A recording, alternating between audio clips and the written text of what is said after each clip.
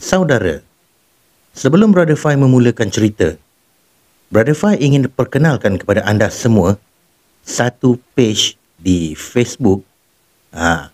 Page ini bernama Kalimah Paranormal Team X. Di dalam page ini banyak melahirkan pengkarya-pengkarya seni, semuanya berdasarkan kisah-kisah seram. Dan page ini sebenarnya berasal daripada tim paranormal dan mereka masih lagi membuat kajian tentang paranormal. Kepada anda yang meminati kisah-kisah seram daripada pengkarya-pengkarya seni yang terlahir di dalam page Kalimah Team Paranormal X ni, anda boleh pergi sendiri ke page tersebut dan anda akan menikmati kisah-kisah seram di sana. Okey? Jom kita beri sokongan kepada Kalimah Paranormal Team X. Kita layan.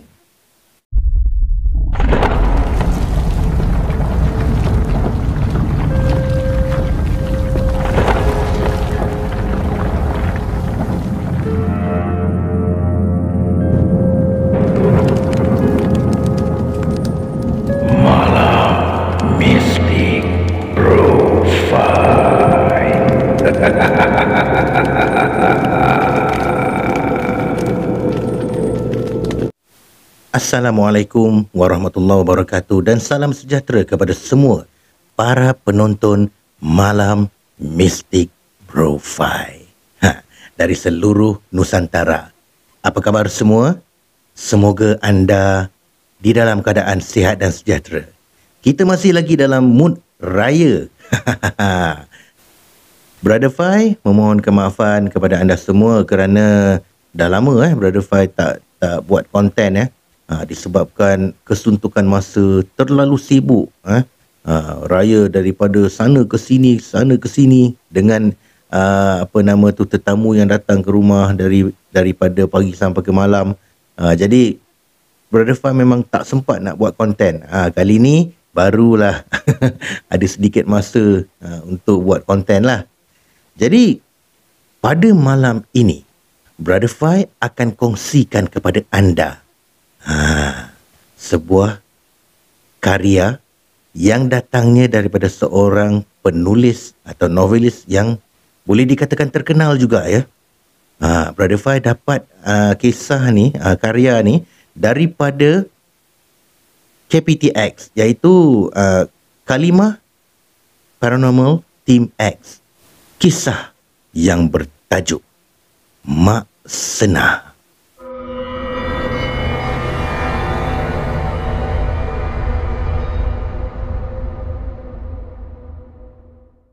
Mak, kenapa dengan kepala mak?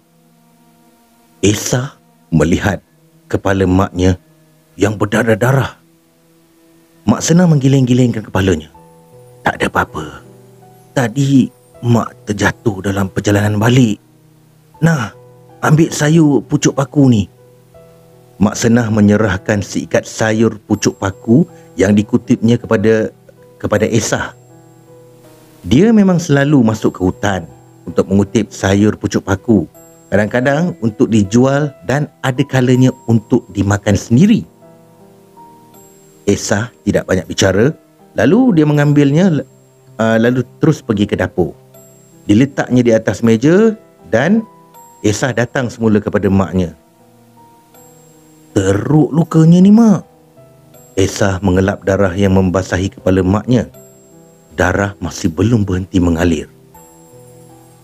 Mak Senah sekadar tersenyum. Macam mana boleh jatuh mak? Soal Esa. Tadi dalam perjalanan balik, mak terserempak dengan jenazah. Mak terkejut sangat Esa. Cerita mak benar-benar mengejutkan Esa. Dia tergamam. Tapi nasib baik Sulaiman dengan Ibrahim kebetulan ada dekat situ. Diorang itulah yang angkat jenazah tu balik. Mak kenal ke siapa yang meninggal tu? Orang kampung ni juga, Esa, balas Mak Senah sambil memegang-megang kepalanya yang sakit. Esa segera bangun apabila azan maghrib berkumandang di luar. Dia cepat-cepat menutup jendela dan pintu. Terlalu asyik mendengar cerita dari maknya sampai tak sedar yang hari sudah senja. Mulai esok, Mak tak payahlah ke hutan tu. Biar Esa yang pergi kutip sayur-sayur tu semua. Kau tu anak dara, Esa. Bahaya. Mak Senah menegah. Esa hanya melepaskan keluhan yang panjang. Tuk, tuk, tuk, tuk, tuk, tuk, tuk. Tuk, tuk, tuk, tuk, tuk, tuk, tuk, tuk, tuk. Bunyi ketukan di pintu utama menghentikan perbualan dua beranak tu. Esa berlari pergi membuka pintu. Terjengul si Leman dan juga Ibrahim di luar. Leman, Ibrahim, ada apa ni? Esa melihat muka keduanya berpeluh-peluh. Mak kau, Esa, kata Leman.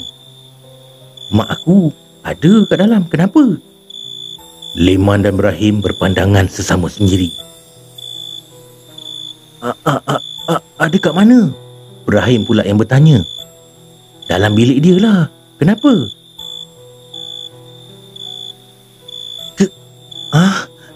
Kita orang jumpa jenazah mak engkau dalam hutan sana, Esa. Mak engkau dah meninggal sebab kepala dia tercucuk ranting kayu pokok besar tu. Leman menerangkan panjang lebar. Jadi Esa pun terduduk. Leman ni bergurau ke? Leman, sini kau. Sini kau.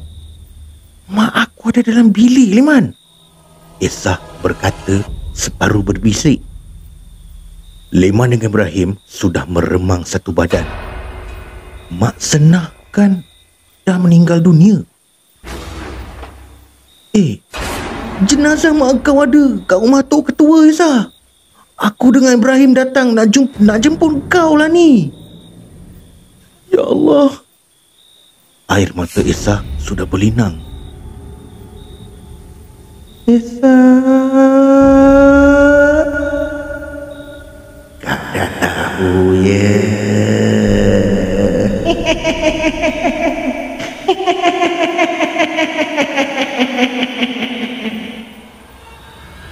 Bergema suara Mak Senah dari dalam bilik.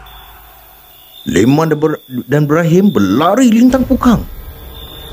Siapa yang berani kalau macam tu kan? Esa merasakan lututnya lemah, tidak berdaya. Esa, Esa, Esa.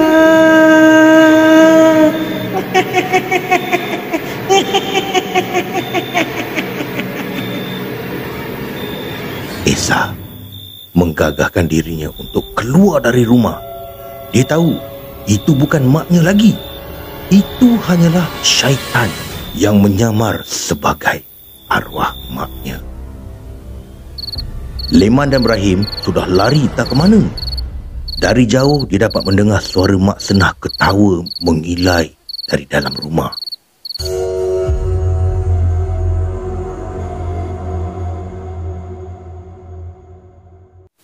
Di rumah Tok Ketua, Esa terduduk di sisi jenazah ibunya.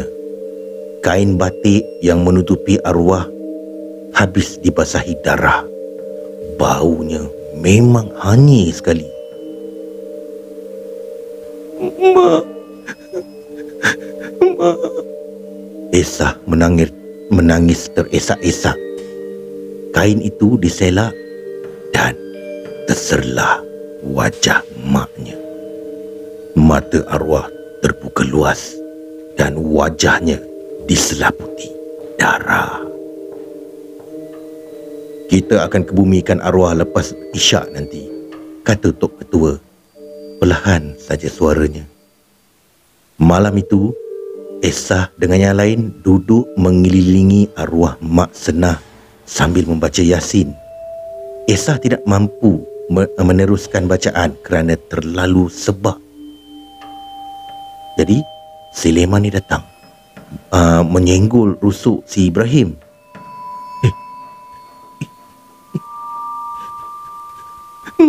Mak Senah. Ibrahim memandang ke jendela yang terbuka. Ya Allah, memang orang tua tu sedang berada di luar jendela tu, terjenguk-jenguk. Ibrahim dan Leman mengesut ke dalam sedikit. Mereka ketakutan. Lantas bahu Tok Ketua Leman cuit. Tok, korang ni kenapa? Soal Tok Ketua. Mak Senah tu ada kat luar tu. Leman berbisik. Tok Ketua berkerut dahi. Apa sajalah budak-budak ni. Dia membuang pandangannya keluar. Ya Allah, memang Mak Senah sedang terpacak di luar. Matanya luas memerhati orang-orang yang berada di dalam. Mulutnya terlopok luas. Astaghfirullahalazim. Tok Ketua memejamkan mata buat beberapa seketika. Dia membaca ayat suci dan menghembuskannya ke jendela. Jelmaan tu hilang serta-merta. Bunyi jeritan secara tiba-tiba menggegarkan rumah Tok Ketua. Esah menangis teresak-esak. Tangisannya lebih kuat dari sebelumnya. Tiba-tiba jelmaan itu sudah berada di dalam. Dia berdiri betul-betul di atas kepala jenazah, tertunduk-tunduk. Orang kampung lari tidak cukup tanah. Tiada siapa yang berani untuk terus berada dekat situ.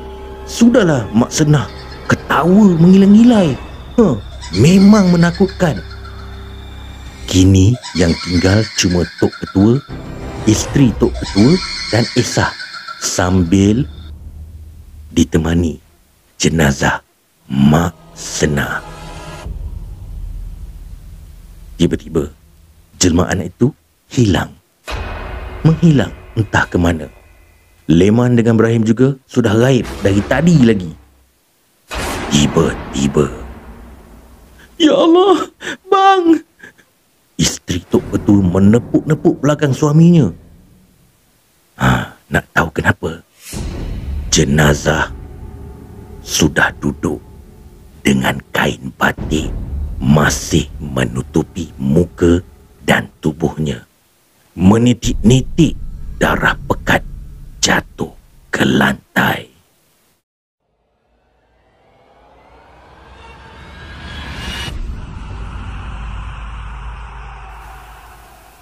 Esah, Lima, keluar.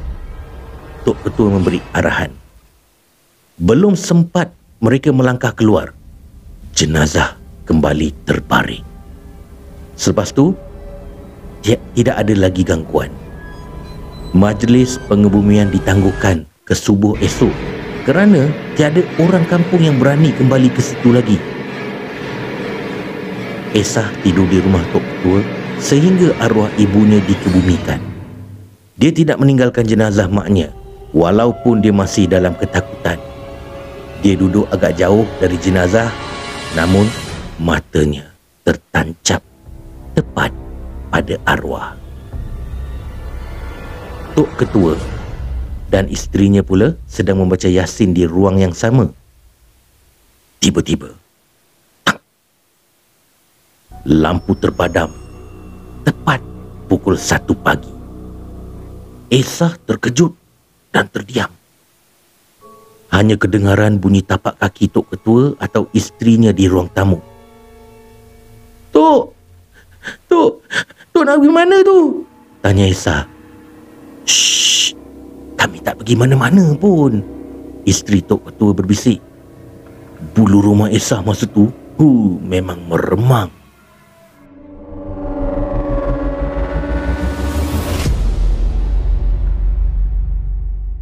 Ya, saudara. Kita akan bersambung kisah ini di episod yang seterusnya pada hari yang lain ya. Tunggu ya episodnya. Menarik kan cerita ni?